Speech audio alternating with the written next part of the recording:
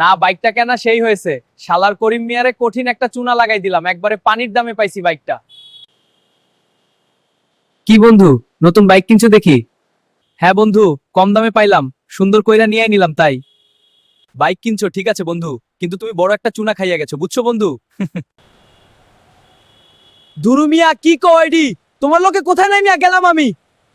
শালা কি যন্ত্রণায় পড়লাম, 3টা ঘন্টা লাইনে বসে আছি, তেল পাইতে যদি দিন জায়গা, এটা কোনো কথা? এই নেন ভাই, আপনার টোকেন নাম্বার 1,02,002। না, আমি আসলেই বড় একটা চুনা খাইয়া গেলাম, বন্ধু তখন ঠিকই কইছিল। বন্ধু, তুমি ঠিকই কইছো, আমি আমার ভুল বুঝতে পারছি। এখন এই বিপদ থেকে আমারই বাঁচাও। আরে বন্ধু, তুমি এত চিন্তা কইরো না, এখন দুনিয়া পাল্টাইছে, তেলের দিন শেষ। রেভো মিরপুরে বাংলাদেশ।